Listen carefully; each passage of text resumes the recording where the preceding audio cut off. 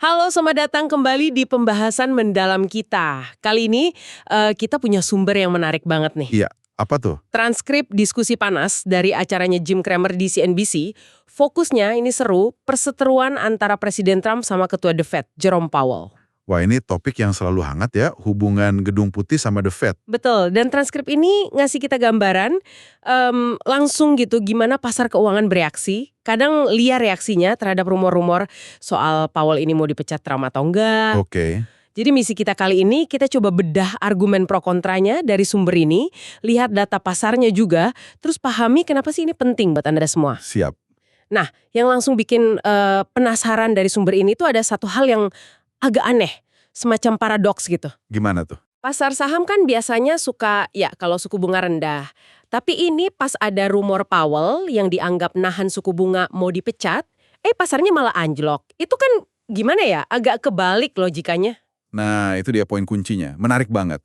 Ini nunjukin sesuatu yang fundamental.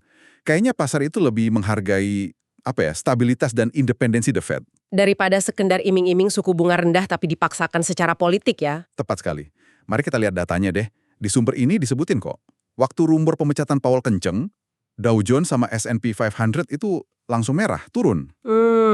Terus yang lebih penting lagi, imbal hasil obligasi Treasury 30 tahun, ini kan patokan biaya pinjaman jangka panjang ya, itu loncat dari 4,97% ke 5,07%, cuma dalam sejam. Wow, cepet banget ya naiknya.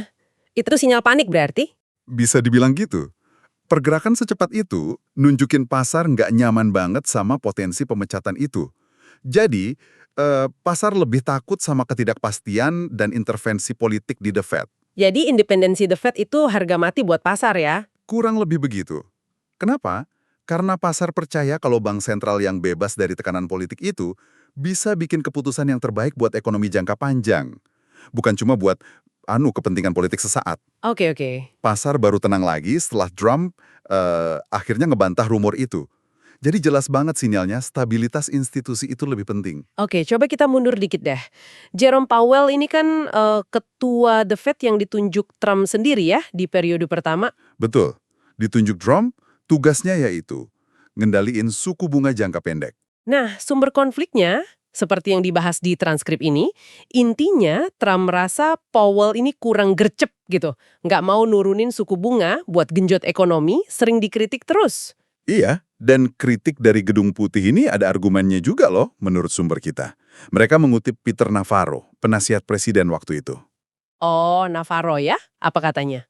Menurut Navarro, Powell ini, gimana ya, rekam jejaknya dianggap kurang bagus. Katanya, Powell naikin suku bunga terlalu agresif di 2018 pas ekonomi udah mulai agak-agak melambat. Oke, terus? Sebaliknya, pas 2021, waktu inflasi mulai naik, Powell malah dianggap kelamaan nunggu. Terlalu lama pegang pandangan kalau inflasi itu cuma transitori, cuma sementara. Iya, isu transitory itu ya, yang bikin The Fed nunda naikin suku bunga padahal harga-harga udah mulai pada naik di mana-mana. Betul, itu salah satu poin kritik utama ke Powell dari beberapa pihak. Tapi, di sisi lain, transkrip ini juga ngasih pembelaan buat sikap hati-hatinya Powell waktu itu. Pembelaannya gimana? Ya, alasan utamanya, Powell itu mau lihat dulu dampak penuh dari kebijakan tarif yang diterapin Trump. Kan waktu itu lagi ada perang dagang juga ya. Iya tarif impor itu ya. Betul. Inflasi juga masih jadi kekhawatiran. Powell nggak mau gegabah nurunin suku bunga kalau ternyata inflasi malah bisa makin parah karena tarif. Transkripnya nyebutin banyak contoh kenaikan harga ya waktu itu? Iya, disebutin rinci. Mulai dari produk pembersih, makanan di luar, daging, kopi, bensin, furniture, pakaian. Bahkan, kaleng soda kena imbas tarif aluminium. Terus kaleng makanan dari timah juga naik harganya. Wah, berarti dampaknya luas ya? Luas banget. Ditambah lagi, kalau kita lihat kondisi ekonomi makro waktu itu, sebenarnya nggak jelek-jelek amat loh. Pengangguran rendah, sekitar 4,1%. Terus laporan dari bank-bank besar juga nunjukin konsumen belum yang, terpukul parah gitu. Jadi argumennya Powell belum ada alasan kuat buat buru-buru potong suku bunga ya? Kira-kira gitu. Makanya sikap Powell ini di diskusi itu dinilai prudent, bijaksana atau hati-hatilah istilahnya. Dia main aman, nunggu data lebih jelas. Ini bikin posisi Powell jadi sulit banget ya. Kayak yang disebut di diskusi itu semacam Mexican standoff. Maju kena, mundur kena. Iya, istilahnya pas itu. Kalau dia potong suku bunga nurutin Trump, bisa dituduh tunduk sama politik. Atau kalau nanti inflasi malah naik gara-gara tarif, dia disalahin juga. Tapi kalau dia nggak potong suku bunga, dan ekonomi ternyata melambat, dia juga yang kena getahnya. Serba salah ya. Serba salah. Dan jangan lupa, risiko buat Trump juga nggak kecil loh. Maksudnya?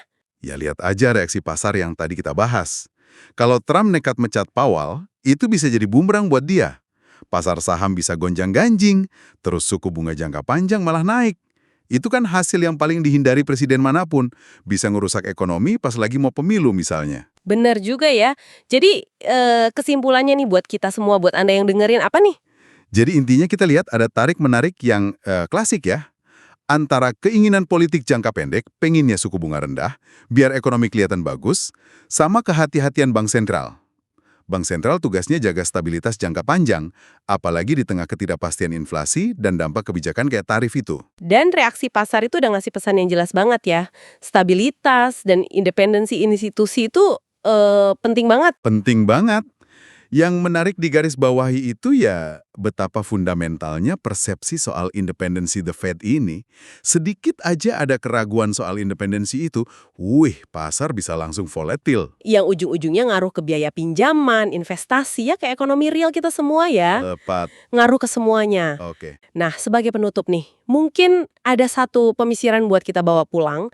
Mengingat masa jabatan Powell ini kan baru selesai nanti Mei 2026 ya. Masih lama ya? Masih lama. Dan kalau kita lihat potensi gejolak pasar kalau pemecatan dipaksain, apakah langkah paling bijak seperti yang kayaknya disiratkan di sumber kita ini, memang biarin aja deh apa yang udah cukup baik?